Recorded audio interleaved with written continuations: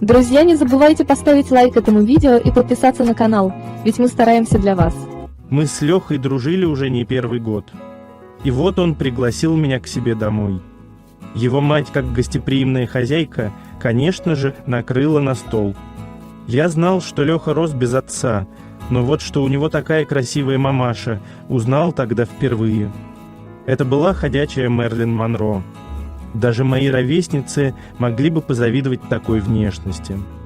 Я мог бы ее сравнить только с моделями, которых я просто обожаю. Светлана Георгиевна была прекрасно сложена и еще довольно молода, 38 лет. Чтобы понравиться такому молодому парню, как я, мне 19 лет. Видимо, она занималась спортом, потому что у нее была поистине спортивная фигура. А чем еще можно объяснить ее стройную талию и накачанную упругую фигуру? Даже в обычном домашнем халате она меня поразила до глубины души. А что было бы, если бы я увидел ее в вечернем наряде или, скажем, в купальном костюме? Пока я обедал и рассказывал Светлане Георгиевне о своих увлечениях, то старался не смотреть на нее лишний раз. В какой-то момент я понял, что у меня жуткое влечение к этой женщине. Но пришлось сдерживать себя и стараться не смотреть на предмет моего восхищения.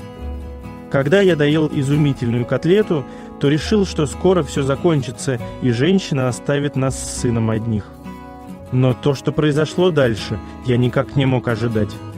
Светлана Георгиевна предложила мне испробовать еще и ее выпечку, а наивный Леха поддержал ее. Сказал, что я обязательно должен попробовать мамины булочки. Ах, знал бы он, какие булочки я хотел в тот момент попробовать. Мне пришлось согласиться. Но тут оказалось, что в доме нет нескольких ингредиентов. И в итоге Леха был отправлен в магазин, а мы с его мамочкой оказались в квартире абсолютно одни. «У меня есть бутылочка красного», — сказала женщина немного игриво. «Выпьем за знакомство, давайте». Согласился я. Меня трясло от волнения. Я боялся, что это будет слишком заметно, так что хотел успокоить нервы любым способом. Мы выпили по бокалу, и мне стало немного легче. От алкоголя мне всегда становится так жарко. Улыбаясь, произнесла женщина. «Да, в доме жарко, а у вас теплый халат». Решил я поддержать разговор. «Хотите, я открою форточку?» «Думаешь, лучше снять этот халат?» Неожиданно предложила дама. У меня отвисла челюсть, я не мог проронить ни слова. «Да, пожалуй, ты прав», — продолжала она. «Мне стоит надеть более легкий халат. Пойду посмотрю что-нибудь из летнего». Тут я немного успокоился, а то уже было начал представлять Светлану Георгиевну без халата. Но мое спокойствие длилось недолго. Через пару минут женщина вошла на кухню в новом наряде. На ней был не просто легкий халат, он был просвечивающий. Не удивлюсь, если он был куплен в каком-нибудь специальном магазине. Я обомлел и снова потерял дар речи. А моя рука невольно потянулась за бутылкой и разлил еще по бокалу, который мы быстро осушили. «Ты был прав, так гораздо комфортнее», — сказала женщина. «Ты тоже можешь расстегнуть рубашку, если тебе жарко». «Нет, спасибо, мне не жарко, Светлана Георгиевна». Поспешил отказаться я. «Прошу, зови меня просто по имени. Когда ты зовешь меня по отчеству?» «Я чувствую себя старушкой». «Вы не старая, Светлана Гео». «Просто Светлана. Ты считаешь меня молодой?» «Конечно. Вы и есть молодая женщина».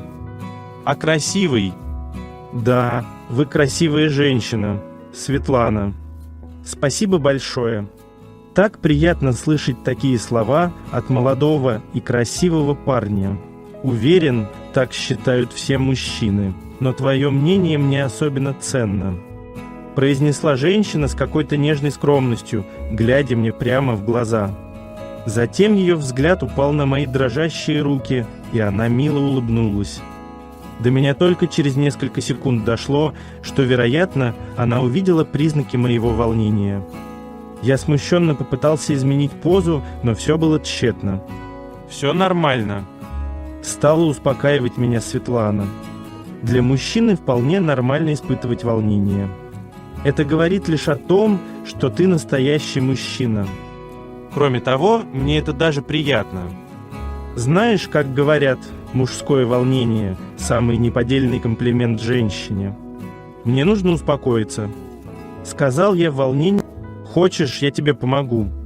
Внезапно сказала Светлана. Уверена, я смогу. Все нормально, я сейчас выйду. Пожалуйста, открой дверь и впусти меня. Это из-за меня ты оказался в таком положении, и я хочу загладить свою вину. Я умылся и открыл дверь. Каково же было мое удивление, когда я увидел перед женщину, какую я еще не видел. Потом подошла ко мне вплотную, а ее рука легла мне на пояс сзади и стала поглаживать спину. «Что вы делаете?» Вырвалось у меня. «Заглаживаю вину», — нежно шепнула мне на ухо женщина.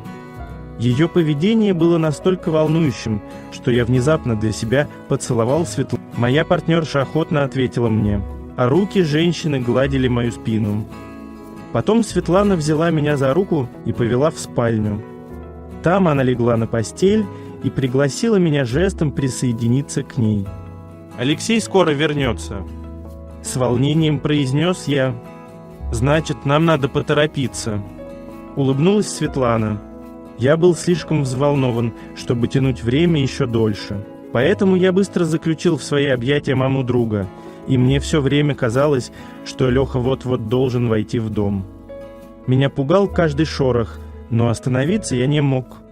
Мне было даже немного стыдно перед Лехой. Правда, волнение полностью заглушало стыд. Через какое-то время я почти без сил рухнул на постель. Было трудно оставаться в сознании, но я понимал, что отрубаться нельзя, ведь скоро должен был вернуться Леха. В этот момент моих раздумий послышался звук открывающейся двери. «Лежи здесь, приходи в себя». «А я его пока отвлеку», — сказала Светлана, надевая прежний теплый халат. Она пошла встречать сына и повела его сразу на кухню, а там заговорила его. А я пока пришел в себя, оделся и вышел к ним, извинившись, что задержался в туалете. В тот день я проторчал дома у друга до вечера. Мы постоянно переглядывались с его мамочкой. Она подмигивала и улыбалась мне. А когда ужинали, она поглаживала меня своей прелестной ножкой под столом. Светлана теперь часто приглашала меня в гости. И каждый раз она находила предлог, чтобы выпроводить сына из квартиры. Наивный бедняга и не подозревал, что мы делаем с его мамой, когда он уходит. Но тем лучше для него и для меня. Ставьте лайки, подписывайтесь на канал. All right, everyone's presentations are done. Nick, the manager, said as he tried to move the discussion forward. Excuse me, I haven't. I recently found out something. Nick interrupted me and began to speak.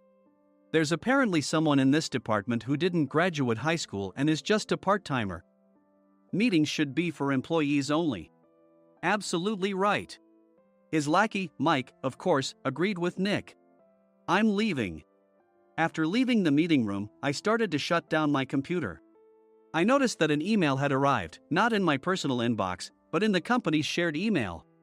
Thinking, there's no point in speaking up, no one will listen, I went home quietly. The next day, I heard a commotion from Nick's desk. He was staring at his computer screen, his face pale. Nick? Is something wrong? Mike looked at the screen with him. And he turned even paler than Nick. Why is he so angry? Knowing the reason for Mike's distress, I thought to myself, serves them right.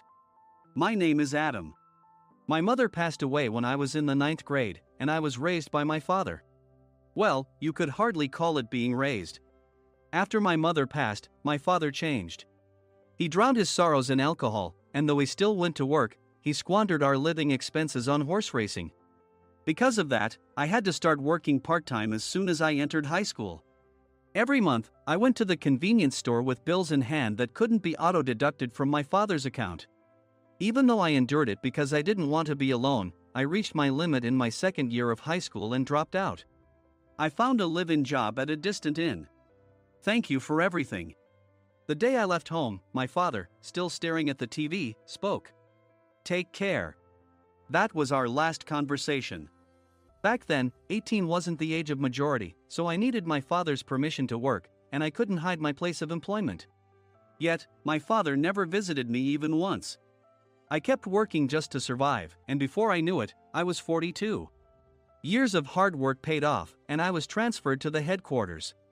I was thrilled to be recognized by the company, as I thought I'd be working in the field until retirement due to my lack of formal education. Listen up. Our work can change the future of our employees. Don't drag us down. On my first day after the transfer, Nick, dressed in an expensive suit, spoke sternly. There was a reason for this. Our inn was located in a prominent tourist destination, known so well that everyone in the state could sing its commercial jingle. At its peak, we had 5 locations within the state. But that was long ago. Due to financial difficulties and aging facilities, only the place where I had worked for many years and the original establishment remained. I was prepared to lose my job anytime, but now there was a glimmer of hope. With the rise of social media, the tourist area where the inn was located started gaining attention again. Depending on how hard the sales department, where I was transferred, worked, we could either thrive or be forced to give up this prime location to the new hotel chains continuously popping up. For Nick, who had switched careers from another industry to strengthen our sales, this was a battle he couldn't afford to lose. I understood why he had to be strict. "I will do my best." Nick sneered at my enthusiastic declaration. "Did you not hear what I said?" "I'm sorry." I thought I was listening carefully. Out of habit from years of customer service, I apologized reflexively, though I had no idea what had offended him. Someone was watching me with a smirk. In this department, there are those who are expected to excel and those who have been shoved here because they have nowhere else to go. You are the latter. It was Mike, the section chief. He's 7 years younger, at 35. But he was called to headquarters much earlier than I was and had been moving around within the headquarters ever since. I'm not jealous, but I can't accept that he's my boss. Graduating from a prestigious university, he has an unusually high pride and caused many problems as a newbie, making things very difficult for me when I was the front desk leader. When I found out Mike was transferred to the sales department a month before me, I was disheartened. Mike is right. With just a middle school diploma, there's not much you can do. Don't even think about achieving results. As if I didn't exist, Nick remarked, "I'm thirsty." Mike eagerly ran to the coffee maker. It seems Mike is Nick's lackey. I regretted being happy about my transfer to headquarters, wishing I had stayed on site forever. Send a direct mail to every company on this list by the end of the day. Nick only assigned me tasks that even a new graduate could handle. What? There are over 1,000 companies. You want me to send to all of them by today? Yes, if you and your fellow misfits split the work, even those with nowhere else to go should finish by today. I glanced at the employees typing away expressionlessly. They were worn out from customer service, only thinking about leaving on time, or were women reassigned after having children, with zero motivation for work. Even Sam, a new graduate from the same university as Mike, who was supposed to be among the expected achievers, had no enthusiasm for the job, having joined the company wanting to do customer service. "I don't care what they say, I plan to quit anytime," he said. Only Nick and Mike were highly motivated, making all the decisions between the two of them. I originally only wanted to work at the inn to survive and had no particular attachment to this job. I swallowed my words, thinking I had no right to reprimand them.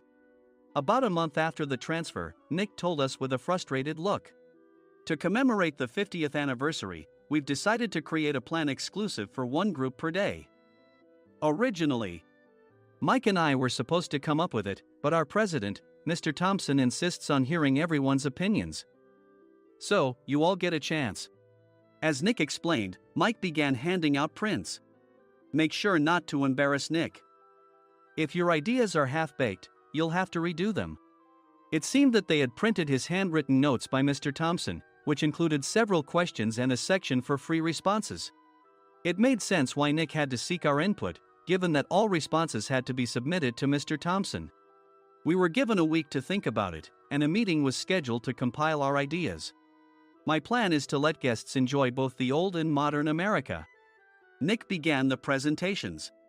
Guests would watch a master confectioner at a nearby traditional sweet shop make sweets in front of them. The welcome drink would be premium tea in a bottle. Nick's plan was certainly attractive. After his presentation, Nick called on us to present in the order we were seated. Just as I stood up for my turn. All right, everyone's presentations are done. Excuse me, I haven't. I recently found out something. Nick interrupted me. There's someone in this department who didn't graduate high school and is just a part-timer. He was likely talking about me. I joined the company as a part-timer and was made a full-time employee when I turned 20. That was 20 years ago, so Nick and Mike probably had no chance to know until recently. Meetings should be for employees only. Absolutely right. After that, Nick kept creating opportunities to solicit everyone's opinions, purposefully excluding me from speaking. The meeting unexpectedly heated up and went past the scheduled end time. A few people asked to leave, and the discussion continued with the remaining few. Still here? Normally, you'd leave in that situation. Though I had no attachment to the job initially, hearing kind words from customers made me want to make them happier. For someone like me, with nowhere to go, the inn was my home and customer service was my life. I felt pathetic about my current self.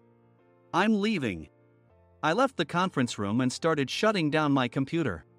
I noticed an email had arrived, not in my personal inbox, but in the company's shared email. Thinking no one would listen to what I had to say anyway, I quietly went home. The next day, while preparing the DM as instructed, I heard a commotion from Nick's desk. In his haste to stand up, he hit his knee on the desk. He stared at his computer screen, his face pale. Nick! What's wrong? Mike, thinking he should be the first to rush over, approached Nick while still wearing his coat. He peered at the screen with Nick. And he turned even paler than Nick. Why is he so angry? Who is responsible for this company? Nick, more irritated than ever, asked, and Mike answered without checking. Probably Sam.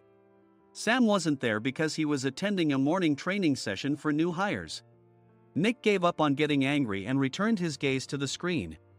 They were looking at an email that arrived right after the end of the working day yesterday. Apparently, no one, including me, had checked it before leaving. The email was from a large company that used us for their annual employee trips. The president and executives of that company also frequently used our services personally. President of the company, Mr. Mason himself had declared that neither he nor his company would ever use our services again. Well, some companies cancel their employee trips or stop using our services due to financial struggles. Let's just move on. Mike kept wiping the sweat from his forehead with a handkerchief. Knowing why Mike was so agitated, I quietly watched their interaction. Do you know how much revenue we get from that company? We can find other guests to fill the rooms, but we'll lose the banquet costs, gift shop revenue, rental car fees, and more. Moreover, the gifts were supposed to be prepared by the traditional confectionery shop involved in Nick's proposed plan. If it's known that we incurred such a huge loss at this critical time, Nick's position in the company would be jeopardized. Nick took a deep breath, seemingly trying to calm himself. All right, Mike. Go to New York right now and apologize to Mr. Mason. What? You're coming with me, right? I have urgent work to do. I trust you, which is why I'm entrusting this to you. Please. Mike, believing Nick's sincerity, agreed with a determined look on his face, saying, yes. That's Nick for you. Even if Mike went to apologize, Nick would shift all the blame onto him if the client didn't change their mind. Well, it was Mike's fault to begin with, so it served him right. About 3 hours later, Sam answered a call from somewhere and repeatedly apologized, saying, I'm very sorry. Everyone watched to see what was happening. After ending the call, he informed Nick with a weary tone. When Mike arrived at the client's company, he only made things worse, further infuriating Mr. Mason. He was demanding, get his boss here immediately. It was no wonder Sam was exhausted, dealing with such a call right after returning from training. What is that idiot doing? All right, Adam, you're coming with me. If sacrificing Mike didn't work, then I must be next. Normally, I'd want to refuse at all costs, but I saw an opportunity in this situation. If I can be of assistance, I'd be happy to join you. I obediently followed Nick, and we flew to New York. When we introduced ourselves at the reception, it became clear how serious the situation was, as the receptionist personally escorted us to the president's office. Angry voices leaked through the door, making both Nick and me uneasy. "Excuse me. I'm Nick, the supervisor. I understand my subordinate has caused you trouble, and I deeply apologize." Nick, with his experience in the corporate world, knew enough to offer an apology before excuses. However, his customer service skills left much to be desired. I sighed as I saw Mike trembling like a small dog in the corner of the room. "What kind of training are you giving your subordinates?" Mr. Mason glared at Nick with a red face. The intensity of his gaze made even Nick take a step back. Regrettably, I joined this company only 2 years ago and was unaware of Mike's issues. I should have identified his shortcomings sooner. Indeed, I should have realized sooner. No sensible person would come to apologize and then give a lengthy presentation on the drawbacks of not using therein. Nick froze, his mouth slightly open. Suspecting the worst, I picked up the documents that had fallen to the floor. It seemed Mike hastily prepared these documents on the plane, listing the disadvantages. Disadvantage 1: if you change the venue for the company trip, employees might suspect it's for cost-cutting reasons, leading to a negative impression. Reading it aloud half-jokingly, Nick snatched the papers from my hand and checked the contents with a furious expression. Among the stack of documents was a receipt from a nearby convenience store's copy machine. I felt a pang of dread, hoping he hadn't shown the receipt as well. What do you think he said when I asked what kind of nerve he had to do this? I'm very sorry." Faced with the dire situation, Nick must have thought there was nothing left to do but apologize. In a voice smaller than I'd ever heard from him, he uttered words of apology. He said, "I'm a Harvard graduate. I don't believe I said anything wrong." "Mike, what have you done?" Forgetting his plan to pin the blame on Mike, Nick yelled loudly, even in front of Mr. Mason. "I didn't do anything wrong." "You're still saying that? Look at him." Mike pointed at me with a shaking hand. "I was assigned to headquarters in my 20s and now I'm a section chief. This guy only made it to headquarters at 42. Everything I've done proves I was right. So why are we losing the contract?" Having said his piece, Mike collapsed to the floor. "Of course. You were sent there because you had nowhere else to go." Mike never expected to hear such words from someone he looked down upon. He lunged at me, and Nick hurriedly stepped in to stop him. "Mr. Thompson told me Mike is a quick thinker, and to take good care of him." There's no way he was pushed aside. "Don't make things worse here. He didn't say quick thinker, he said only quick-witted, didn't he?" I don't remember that part. I recalled the many troubles Mike caused when he was a newbie. When Mike was on the front line, his pride was so high that he never apologized to customers. Customer service, especially in our job, doesn't work alone. It brings both good and bad situations. If the front staff or housekeepers made mistakes, or the cleaning company didn't properly clean a room, one had to apologize to the customers regardless of personal fault. Mike, in such situations, would never apologize, insisting he wasn't at fault. This often angered customers, and as the front desk leader, I frequently had to apologize on his behalf. He caused complaints and disrupted operations, which is why he was quickly moved to headquarters. In departments where he didn't interact directly with customers, his quick thinking was beneficial and things went well. But it seemed his flaws were starting to show. Corporate reservations are supposed to be entered into the system by the sales representative. But a quick check yesterday revealed that more than 10 items were missing from the client's reservation. The handover document clearly stated what needed to be prepared. Why didn't you enter it into the system? Why do we have to give them special treatment? Filling rooms near the banquet hall, setting up all the food in advance. Specifying the brand of wine, they're too demanding. No wonder he always angered customers, I thought, feeling a headache coming on. Grouping them in rooms near the banquet hall is for our benefit too. It makes it easier for the staff to set up beds and serve breakfast since everyone's schedule is synchronized. As for the other requests, Mr. Mason suggested them to lighten our load.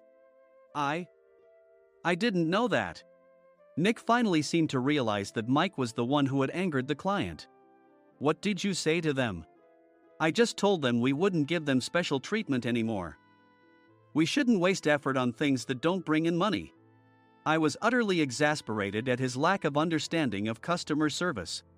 Of course, we shouldn't comply with unreasonable demands. But carrying over successful practices from past stays makes customers feel remembered and enhances their experience. Good memories encourage repeat visits. That's part of our job. I looked down at Mike, who was sitting on the floor. In our job, nothing is a waste. Mr. Thompson likely moved you to the sales department, hoping you'd finally understand this. How do you think he feels now that you've failed to meet his expectations? Mike, tears in his eyes, fled the president's office. I was amazed he still hadn't apologized. You have it tough, Adam. It's okay, we're all employees of the same company.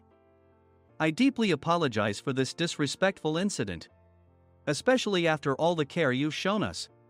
If it weren't for you, Adam, I really would have stopped staying here. When I heard you were moving to the sales department, I was willing to reconsider if you handled it. Seeing us talk so amicably, Nick's face contorted. Do you two know each other? Adam's service is excellent. I always requested him specifically.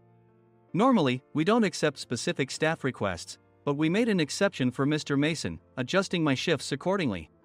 He had personally stayed at our hotel just before my transfer, and during casual conversation, I mentioned, I'm moving to the sales department soon.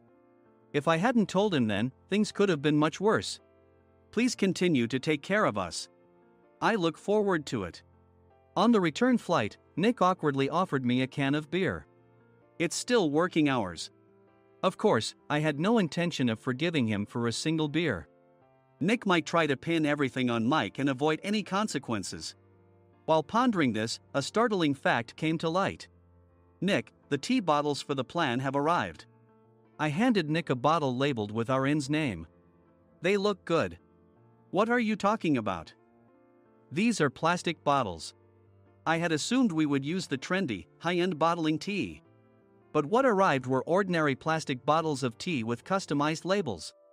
The only unique aspect was the label, which had the inn's name, making it look customized. Upon further investigation, I discovered that a substantial amount of money was set to be paid to the tea company. It was priced like bottling tea. Does this plastic bottle really cost $100 each? The tea inside is specially blended for us. The extra cost is for that. Wouldn't it be better to use another tea company? Or is there a specific reason we must use this one? As Nick continued to make excuses, I showed him a printed email. I informed the tea company's president, Mr. Mitchell, that we discovered irregular payments and he confessed. He said you two were high school classmates and planned to split the extra money. That idiot. Why did he confess? That's not important. You should worry about yourself, this could turn into a police matter. Opening the bottle cap, I suggested. How about calming down with this tea? It supposedly has a relaxing effect. Nick drank the tea frantically. In the following days, decisions were made about their fates. Mike was reassigned to the General Affairs Department, with no chance of transfer or promotion, as per Mr. Thompson's orders. As for Nick, since the payment to the tea company hadn't yet been made, he narrowly avoided legal trouble. Instead, he was encouraged to leave the company, and to avoid further complications, Nick submitted his resignation. Rumor has it that connections between HR departments have made it difficult for him to find new employment. Even though it was good to have those two gone, something unexpected happened in the sales department. Everyone became motivated and united in refining the 50th anniversary plan. In the end, my plan was adopted. We collaborated with the Tourist Information Center to provide personalized guides. The plan, tailored to the number of guests, was truly special for the 50th anniversary. Hey, is Adam's family coming to stay? I immediately booked that special plan for my family. Sam noticed it on the reservation list and quickly picked up on it. Yes, I'm inviting my father. That's great. I might invite my parents too. I lacked the courage to face my father just as Adam. But here, with the confidence Mr. Mason praised, I felt ready. The 50th anniversary plan was a perfect opportunity to reconnect with my father. I hoped to bring back the days when we could laugh together as we once did.